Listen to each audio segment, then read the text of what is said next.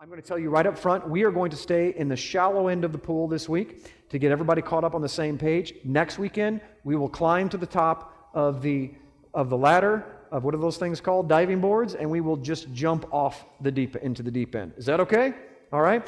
Shallow end this week, we'll go deep next week, I promise. Let's start off. First of all, okay, we're going to talk about the historical account. Who was it given to? The message hidden in the details of Passover. The gospel accounts and the value of celebrating it today. These are the things that we don't talk about. I mean, typically in church, this is Easter. This is a time of Easter. But I want to do is take you back to the time before Easter was ever instituted and took over and hijacked the first festival of the year on the calendar. And what did the New Testament disciples do? Because, you know what? I don't know about you, but I don't care about the way we do things. I want to do things the way they did them, because they had some serious power show up in the first century. And I don't know about you, but I want to be like the first century church. And if we're going to be like the first century church, we need to find out what they believed, what they do, how did they live their life, and how can I do the same? Okay? And some of that might rub wrong against us. We might discover along the way that some of the things that you used to believe may not actually be scriptural. And you know what? That's okay. Because we don't know everything. Yahweh's constantly revealing himself to us. So let's continue. Okay, good. It's working. Then God said, let there be light in the firmament of the heavens to separate the day from the night, and let them be for signs and for seasons and for days and for years. And did you know that the word season there is not anything other than the Hebrew word moedim? Now, maybe you don't know what moedim means, but I have taught on this multiple times. This is not seasons as summer, fall, winter, spring at all. There was none of that. He created it perfect, which means it was supposed to be like Maui, all the way around the earth all the time, okay? Before that earth got tilted and all that good stuff. The word moedim here in Hebrew means this. Strong's number 4150 says, it's the properly an appointment. That is a fixed time or season, specifically a festival, by implication an assembly, that's what you are, that's what we are, as convened for a definite purpose. Technically, the congregation, by extension, the place of meeting. Now, where in that does it say fall, spring, winter, summer? Nowhere. The word moedim or season specifically is referring to the time on Yahweh's calendar for an appointment. It's a wedding. It's an anniversary. It's a birthday. That's what we would call them today. The moedim are appointments that he has. And so we say, Yahweh loves us every day. Absolutely. You love your wife every day. Try missing your anniversary and see what happens. See if she will absorb that very well, okay? Yahweh wants appointments with us. The Holy Shabbat is one such appointment, and then he has a calendar, and it starts with Passover. So we'll discover as we move on exactly what that is. It also says this, also a signal. It's a signal, as an appointed beforehand, an appointed sign, a place of solemn assembly, congregation, a feast, an appointment in the season, synagogue, a set time appointed. No way to get around it. The moedim, the stars and the moon and the sun are put there for one purpose. Beyond giving you light, it is so that you know absolutely without a shadow of a doubt when to meet with him. And how many recognize that before we had watches, before we had internet that Al Gore invented, we actually had to tell time by the stars and the moon and the sun. That's where how we know what time it is, and how what time it is determined on when we come together for him. So let's continue. The Passover, these are some of the myths that we get quite a few times. If I could go in reverse. Okay.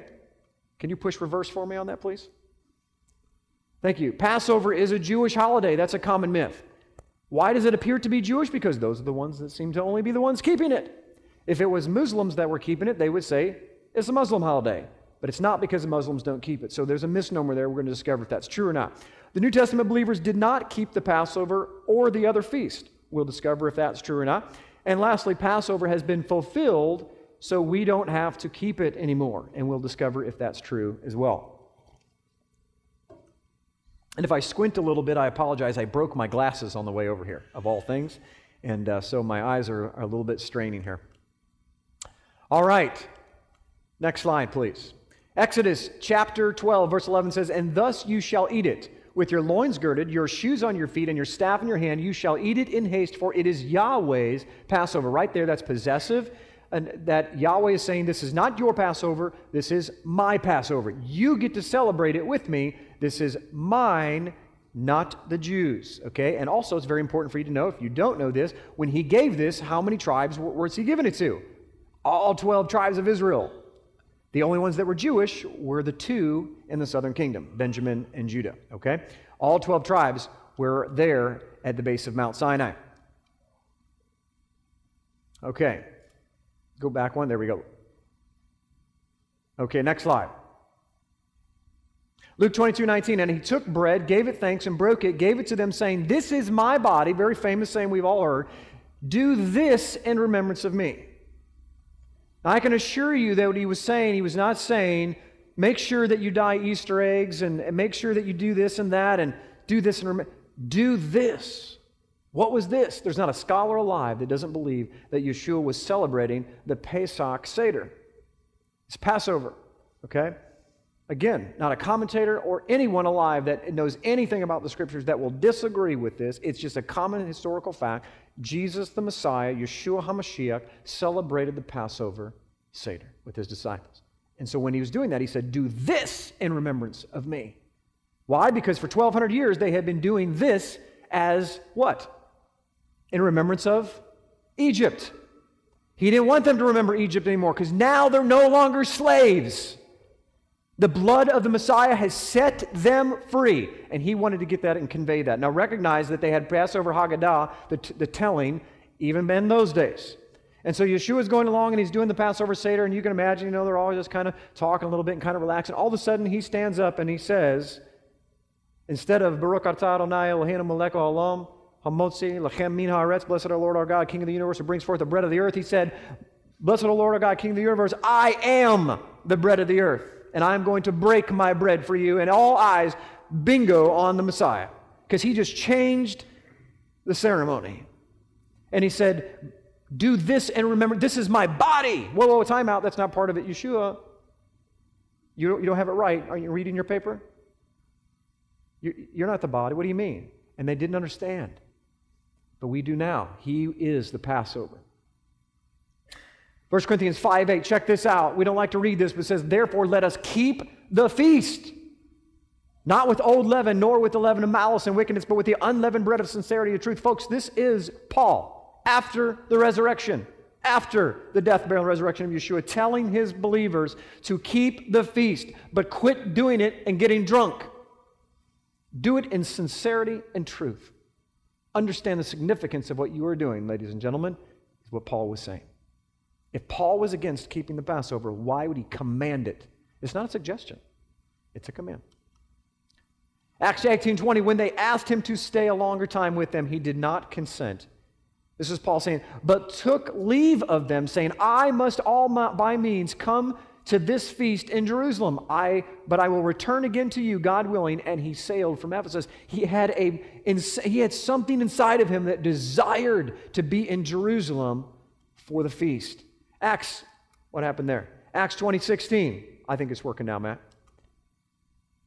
For Paul had decided to sail past Ephesus so that he would not have to spend time in Asia, for he was hurrying to be in Jerusalem. Why? If impossible, the day of Pentecost. Showing you right there in Hebrew Shavuot, he had a desire and he had a priority to make sure that he honored the feasts of the Lord. Why? Because he's a rabbi, folks. He studied under Gamaliel. We forget that. He had to have the whole entire Tanakh memorized word for word just to sit under Gamaliel. This guy knew the Scriptures better than anybody probably even today. It's no wonder that Yahweh chose him. He was the top, most zealous student in all of Jerusalem. Passover has been fulfilled. That's the third myth, right? It's been fulfilled. Everything's been fulfilled. Have we not taken the word fulfilled, my friends, and turned it into destroyed? Does fulfilled mean to done away with? When I fulfill my wife, am I doing away with my wife? I hope not. When my wife is fulfilled, I can promise you that doesn't mean that she's done away with. Or our marriage is done away with. When my wife is fulfilled, that means that I have literally completed her and created a potential of reaching her destiny in marriage. Do you follow me there? if your children are not fulfilled or your spouse is not fulfilled, you are literally taking the rug out from underneath them and preventing them from being everything that they were created to be. Did Yeshua fulfill all love while he was here on earth? I don't think anybody would disagree that he has. Does that mean that he did away with all love? Does that mean that I don't have to love because he loved perfectly?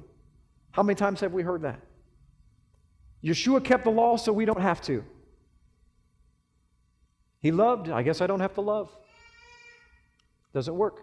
It's not logical. It's philosophical. Next slide, please. Matthew 3:15, I love this. Just 2 chapters before the great, I did not come to destroy, but to fulfill. He says, but Yeshua answered and said to him, permit it to be so for now, for thus it is fitting for us to fulfill all righteousness. Yeshua fulfilled all righteousness. The word there in plerou is plerou in the Greek. Next slide. Matthew 5:17, do not think that I've come to destroy the law of the prophets. I did not come to destroy, but to fulfill, plerou. It's means to fill up. In Greek, it means to take like a pitcher of water that doesn't have any water in it, but it was made to hold water. To plerou is to fill it up and make it hit its full intention and purpose of why it was created. I did not come to destroy the law. I came to show you what its meaning is. That's why he says in the next slide, I believe, he says, whoever breaks one of the least of these commandments and teaches men also shall be the least in the kingdom of heaven. Folks, this is how important his commandments are, because he says if you don't keep them and you teach others not to keep it, you'll be least. It's not a salvation issue. Could be if rebellion's in the heart. But he says, I want you to please me, and I want you to teach people how to please me. Not the way the Pharisees did. I want you to teach people how to keep the Passover and honor my Shabbat and all these different things, just because it fulfills me. It makes me feel fulfilled. Next slide, please. So why do we celebrate Easter instead of Passover? Just a quick history lesson. Like I said, we're in the shallow end of the pool this week. Here's why. Mr. Polycrates of Ephesus, 196 AD, says this. He's the 9th bishop, by the way, since James. James was the president of the Jerusalem Council in the 1st century.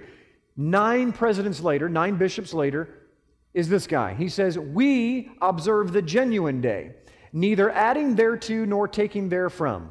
All of these, the disciples, observed the 14th day of the Passover according to the gospel. Folks, that ain't found in the Gospels. That's found in Leviticus. He's calling it the good news, which if you've watched Identity Crisis, you know why he's saying that. Deviating it in no respect, but following the rule of faith. Folks, this is 9 generations past Yeshua and the disciples. And it says all of these disciples are celebrating the Passover on the 14th exactly the way the Scriptures say. What happened? Let's continue. Back one.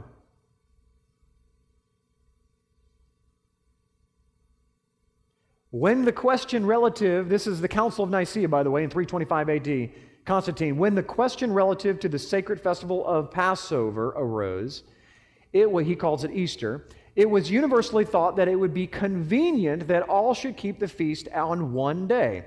It was declared to be particularly unworthy for this, the holiest of all festivals, to follow the custom, the calculation of the Jews, who had soiled their hands with the most fearful of crimes and whose minds were blinded. In rejecting their custom, the Bible, we may transmit to our descendants, that's you, the legitimate mode of celebrating Easter. And it says, we will henceforth keep it the same time as the Romans. Folks, that's just history. Don't get mad at me. That's why we celebrate Easter today. That's where Easter came from in a nutshell. Watch Truth or Tradition if you haven't already. But that is where, why, and how. It was voted on. Passover was kicked out because it was Jewish. And what is the very first thing that people will say if you begin to say that you are going to celebrate Passover instead of Easter? Are you trying to be Jewish? That is Constantinian thought. That is the Roman emperor speaking into your ear, because he said it right here. For all future descendants, they're going to have the same anti-Semitism that I have, because that's what I'm going to put on my people. And we don't even know it. This is what all the disciples did. So, Ephesians chapter 11, verse 1 says this. This thing is really messed up. I apologize. I'm about ready to get my laptop out. Communion, by the way, came from Passover. Did you know that? Communion is not authorized in the Scripture. It's nowhere to be found in first century homes. They didn't do anything like that. There's no historical record of that. Every time they got together, they definitely broke bread. It wasn't communion. They were just thanking the Father because that's what the commandment said. Communion was Passover. And the Catholics ordained communion and ritualized it, and the Protestants 500 years ago just kind of took it from the glass, and now we all have little shot glasses for communion. But the true communion was once a year where you truly had communion and recognized what Yeshua the Messiah did for you. Exodus chapter 11, verse 1, here's where it all started. And Yahweh said to Moses, "Yet till I bring one plague among Pharaoh and upon the Egyptians, then I will let you go from here. When he shall let you go, you must get out altogether. Speak now in the presence of the people that they ask every man and his neighbor and every woman by her neighbor jewels of silver and jewels of gold." Isn't that amazing? Yahweh's so smart. He says, hey, go to your neighbor and ask him to borrow all the wealthy stuff they got. Hey, man, can I borrow that one gold necklace you have? It's real thick. It's really nice. I think it looks really pretty on you. You mind if I borrow it for a day? Because Yahweh knows that they're never going to see it again. So he literally let them plunder their enemies in the process of the Exodus. And Lord gave Exodus 11:5, "And all the firstborn in the land of Egypt shall die, from the firstborn of Pharaoh who sits on his throne, even to the firstborn of the maidservant who sits behind the mill, and all the firstborn of the animals. And there shall be a great wailing throughout the land of Egypt, such as there never was before, nor shall there be like it any more." This is all bad. Most of you know all of this. Next slide, please. "But the children of Israel, no one should be harmed, not even a dog shall bark against an animal, that you may know that Yahweh distinguishes between the Egyptians and Israel." Exodus 11:8, "And these are your servants shall come down to me and bow down themselves to me, saying, Get out, both you and all the people that are with you. That after that I will go out." And Moses departed from the presence of Pharaoh in great anger. This is the first issue that we see Moses has an anger problem. He gets angry with Moses. What else does he do? He gets angry with Pharaoh. Moses hits the rock twice, does he not? See, what's happening here is Yahweh gets upset with Moses because he has an anger problem. He's trying to reign in his character because Yahweh doesn't have an anger problem, and Moses is the one that's representing. So if you have an anger problem out there tonight, let me explain something to you very, very, very bluntly. Moses didn't make it into the promised land because of his anger problem. You know why? Because he was not a follower, my friends. He was a leader and representing the God of Abraham, Isaac, and Jacob. You represent the God of Abraham, Isaac, and Jacob. So the next time that you raise your voice at your spouse, and we've all done it, my hand's up too, recognize this.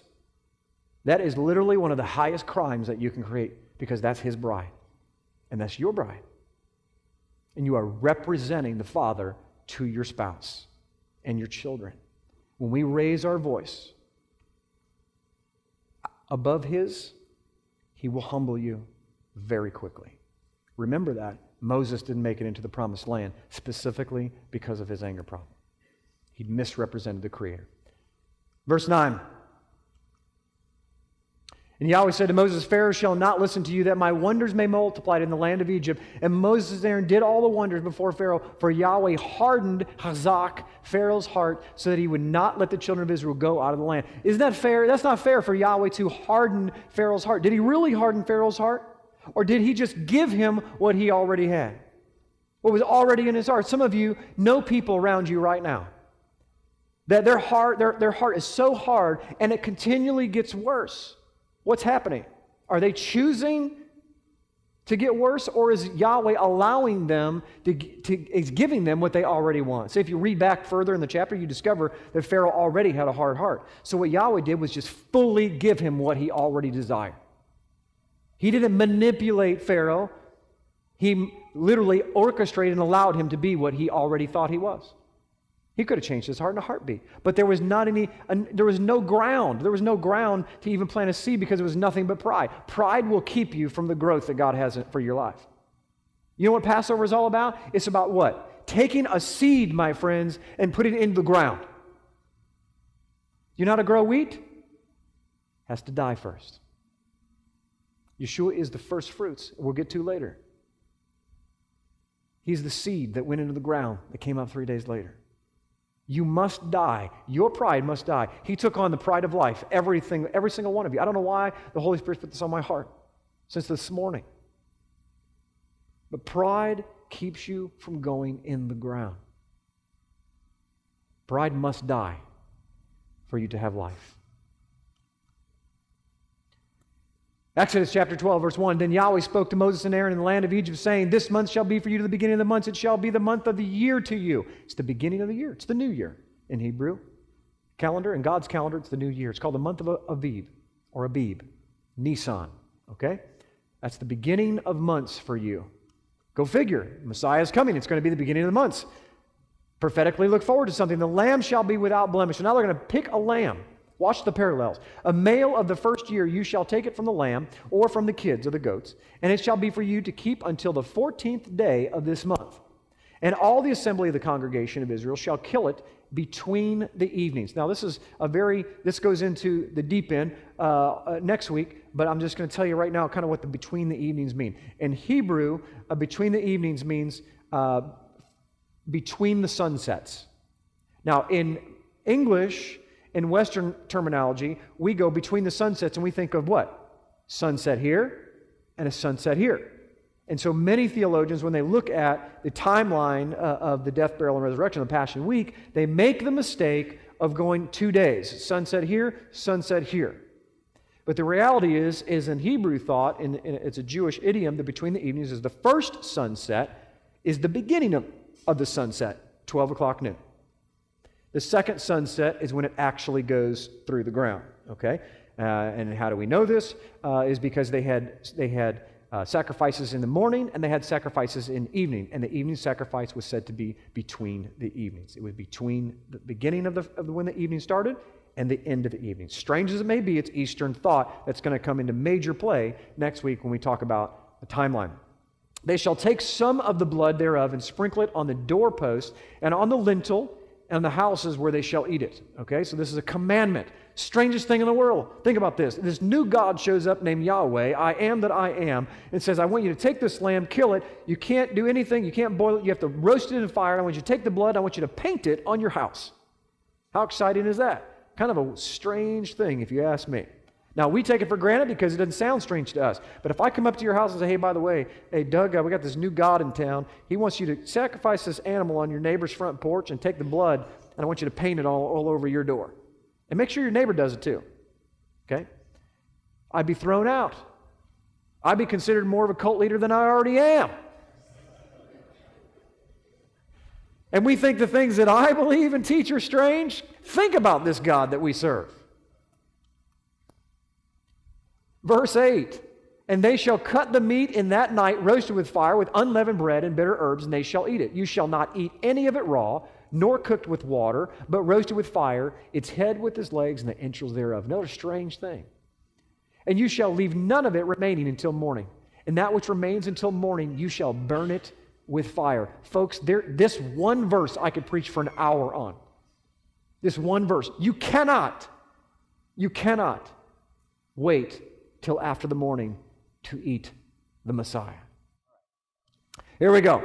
Verse 11, and thus you shall eat, with your loins girded, your shoes on the feet, and your staff in the hand, and you shall eat it in haste, for it is Yahweh's Passover. Very important. He's setting up prophetic things that are going to happen. This day shall be for your memorial, and you shall keep it for feast to the Yahweh, a festival throughout your generations. You shall keep it as a feast by an ordinance every once in a while until Jesus comes. No, he says forever. And he's speaking to all of Israel. And by the way, so you know the significance of this passage, he's not just talking to the Israelites here. There was a mixed multitude that came out from Egypt, and they came to Moses, and Moses said, hey, I don't know what to do with these guys. So he said, Yahweh, what should I do with all these Gentiles? And he says, let them come in, let them be grafted in, Romans 11. As long as they are circumcised and keep my commandments, there will be one law for the native born and for the sojourner. And so this was the entire earth being represented here. Anyone that wanted to follow Yahweh could follow Yahweh. And they were to do so for all their generations.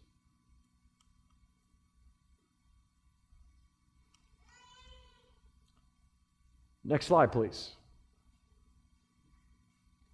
The Feast of Unleavened Bread. What's the Feast of Unleavened Bread? Well, we first start off with Passover. And Passover, next slide, Passover is just the night. This is a significant understanding that you need to have. Next slide, please. Passover is the night before the Feast of Unleavened Bread begins. It is not a day. Okay? Many people get that misunderstood. I have used to misunderstand that. Passover is not a day. Passover meal is that night. Now, here's the strange thing. It can be called Passover. It could be called the whole week.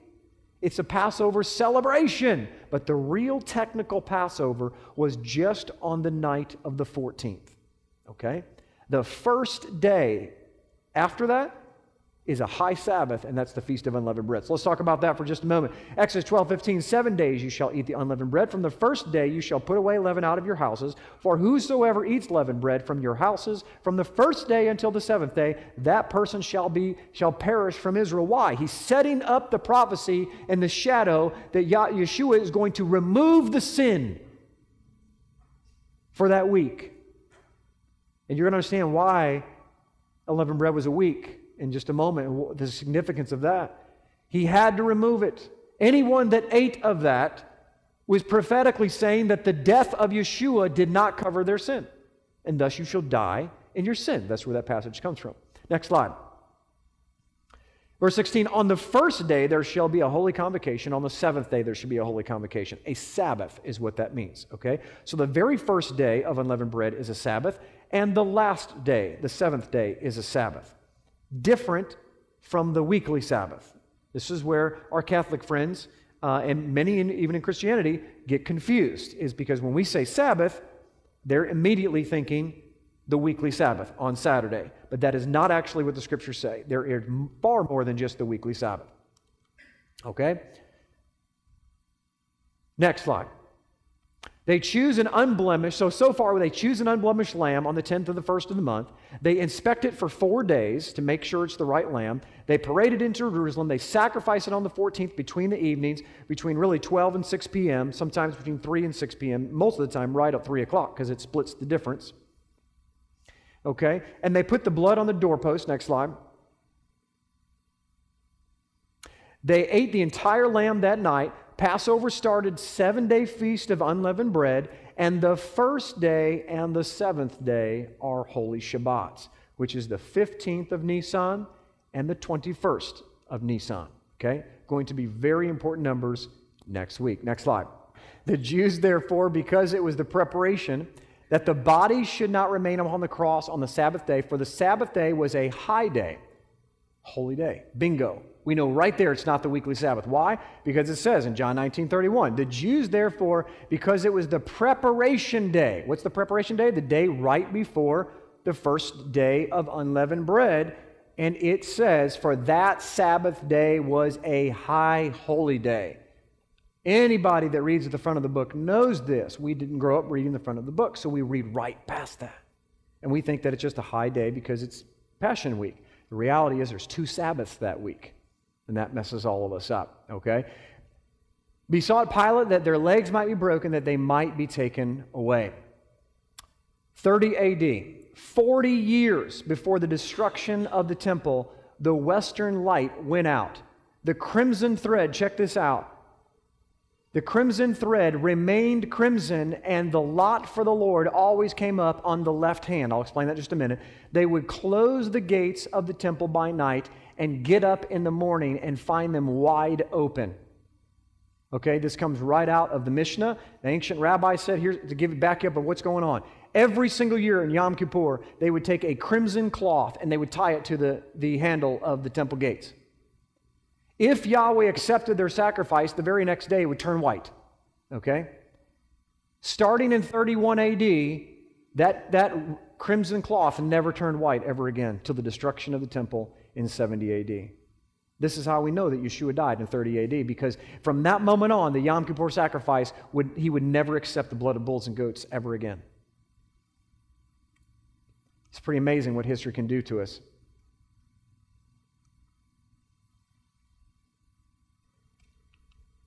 All right? We'll let that warm up. So John 18:28 says, Then led they astray Yeshua from Caiaphas, who's the high priest, unto the hall of judgment. So they're going to try to crucify him. And they themselves went into the judgment hall, lest they shouldn't be defiled, but they might eat the Passover. So what do we have here? Yeshua is being taken to Caiaphas, the high priest, and they don't want to do anything wrong, the high priest, the priests and the leaders of Jerusalem, because they have to eat the Passover that night, and they don't want to be defiled. Okay. So Leviticus 8:33. Watch this. This is amazing. Do not leave the entrance to the tent of meeting for 7 days until the days of your ordination are completed. For your ordination will last 7 days. Folks, this is how the high priesthood, this is Aaron getting anointed and his sons. They were required to come to the front of the tent of meeting, and they were to take the unleavened bread, and they were to eat of the unleavened bread for 7 full days. And after the 7 days were finished, then they were ordained as priests to the Most High God. That feast of unleavened bread that we call Passover, that they call Passover, that feast of Yeshua, when he had the Passover, the reason why unleavened bread was set all the way back to be 7 days is because Yeshua was going to be transferring the high priesthood from the people to himself. He was the one that was being ordained, folks, to be our high priest. That's what makes the new covenant so new, so amazing. We have a completely new high priest, as Hebrews says. And him being a new high priest, guess what? That makes you a priest. And him, the high priest. You go through that ordination ceremony as well.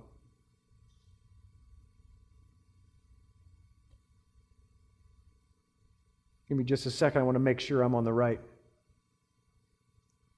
Let's see what the next slide is here.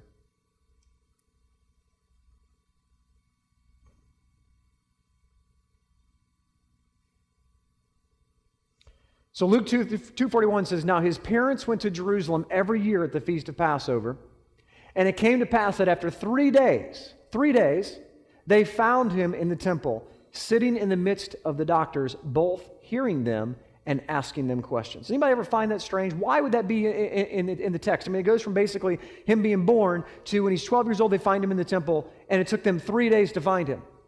Because prophetically, what is this telling us? This is a foreshadow that at some point in the future, when this kid grows up, he is going to be lost for 3 days, and then he's going to be found. And that's what happened. I'm going to find this here. There we go. High Sabbath. High Sabbath. All right, so far so good. Therefore, because it was the preparation day, that the body should not remain on the cross on the Sabbath, for that Sabbath was a high day, the Jews asked Pilate to break the legs and be broken, that they might be taken away. Now let's move to the New Testament and find out some other things. We'll start to go a little bit deeper here. If my clicker will go deeper. 9th day of Nisan, John 12:1, 6 days before the Passover, Yeshua came to Bethany where Lazarus was when Yeshua had raised him from the dead. The 10th day, the very next day, on the next day, a large crowd which had come to the feast, when they heard Yeshua was coming to Jerusalem, took branches of palm trees, went out to greet him, and they cried out and said, Hosanna, blessed is the King who comes in the name of the Lord. Now, why would they do that? Because all of Israel is already doing that. Everyone already has the palm branches. They just went out because they knew who the true King of the Lord really was. And Yeshua found an ass and sat on it, and it is written, Fear not, O daughter of Zion. Behold, your king comes to you riding on the colt of a donkey. Now, this next picture here is actually taken in Jerusalem. I don't know if you can see that very well, but this is actually the real upper room. I don't have time to go into the details and archaeologically why, but this is the real upper room. It's right around the corner from Jerusalem. This is literally one valley over, and it's right around the corner from the pool of Siloam, where they would have saw the guy holding the water that would take him and into his quarters. Now, if you ever wondered why, this was a big deal, by the way. This was David's synagogue. Okay, this was the house of David's section in Jerusalem. So if you ever wonder, when you read that script, and Yeshua, he says, how are we going to know who to follow? Yeshua says, hey, the guy that's carrying the water, follow him and tell him that I'm coming.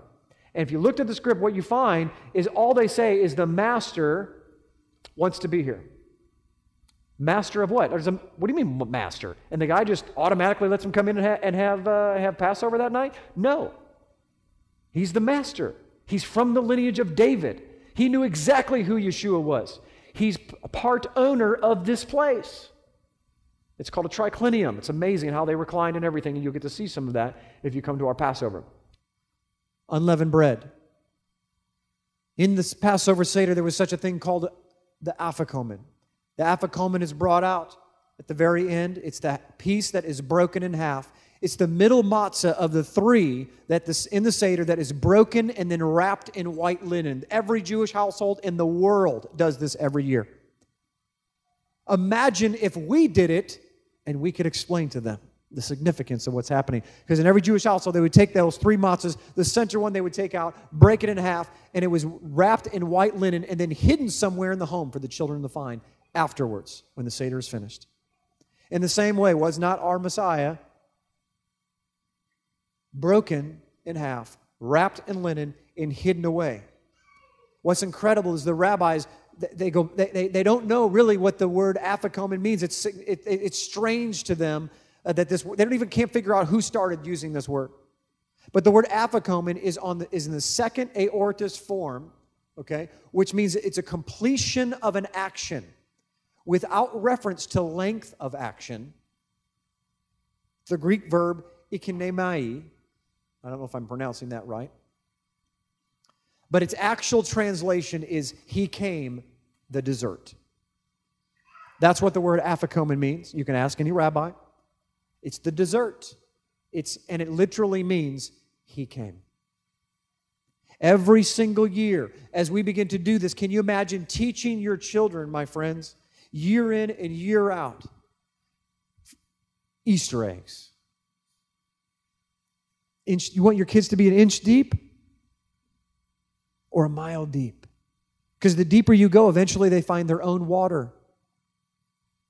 It's only at the depth of the taproot, when it's watered with the water of the Word, that they begin to understand. And Passover is a curriculum that Yahweh has given us and our children.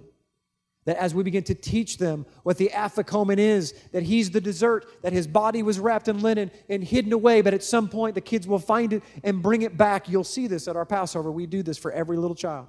We wrap we wrap a piece of candy in linen, write their name on it in blood red, and then we hide it, and they have to find it. And whoever finds the real afikomen gets a major prize. But it shows that their name was written by him in his blood for each single one of us, every single one of us.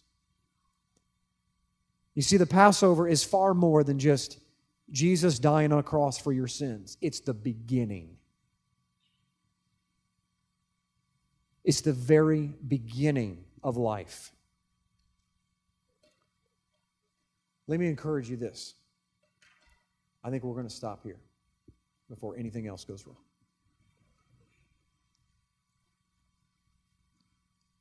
This was the shallow end of the pool. I want you to understand that Yahweh gave you and me a way to relate to Him and to connect with Him that goes far deeper than anything that man could ever dream up. And when we understand the depth of the burial and resurrection of Yeshua, why was it 3 days? Just because of Jonah? Just because it was Jonah, was it 3 days? Are you sure? How about, did you know that in the first century, all of the religious leadership believed that the soul did not leave the body until 3 days? So you know what he was doing? If he comes back to life after 1 day or after 2 days, the Pharisees and the Sadducees would say that he wasn't dead. His soul never left the body. But after 3 days, their theology said he's fully dead. Anybody ever seen Princess Bride? He's only mostly dead. That's what they would have said. He was only mostly dead. Of course he can come back. But Yeshua is so smart. He knows even the thoughts of man, and he even pandered to their petty traditions and doctrines of men to show that he was king and Lord of everything. So let me ask you, and I'll close with this. Yeshua was crushed for our iniquities, and then he rose again. Kyle, you've been crushed in the last couple of weeks. You didn't know Yeshua before then, but you surrendered your life to Him by wandering in off the street because you didn't have a place to live. You didn't have any money. You didn't have any food. But you found everything that you didn't even know you were searching for. You literally died and you were coming back to life. Those of you that don't know, Kyle got a job this week.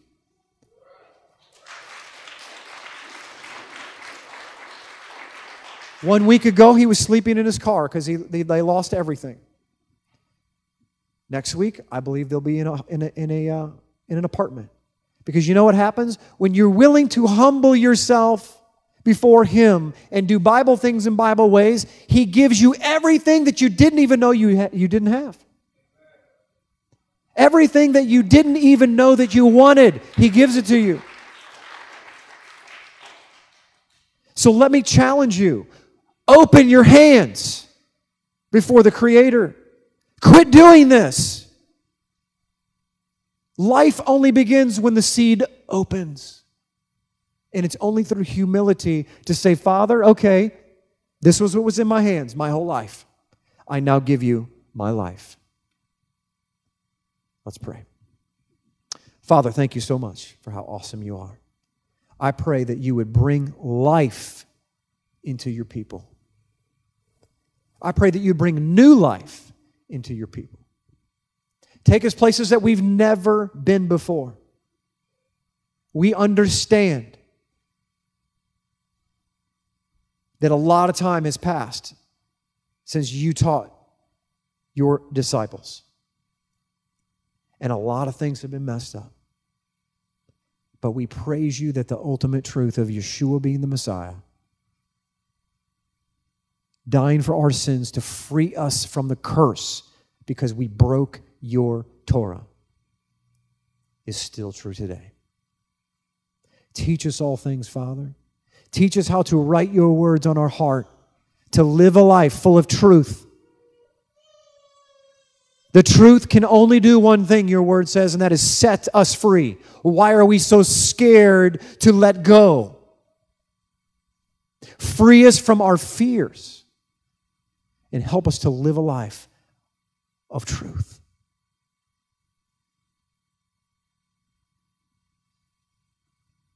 Abba, I ask you would continually free me of all of my pride, all of my anger, and all of my frustrations. You are even showing me tonight, I am not in control. And until I let you live and be in control, I will never have the life that I so desire. And I pray that for every single person in the sound of my voice, that Father, you would help us to lay down our pride, our anger, our frustrations, the things that we hold dear. Because the only thing that we should hold dear is what you are doing in our lives. Help us to surrender it. Help us to surrender to it, to not fight the hand of the living God. Forgive me, Father, for all the times I have literally been against you and not even known it. Bless the rest of this evening and the fellowship that will come. Be with your people this week. And I pray that you would take all of us into the deeper end of the pool.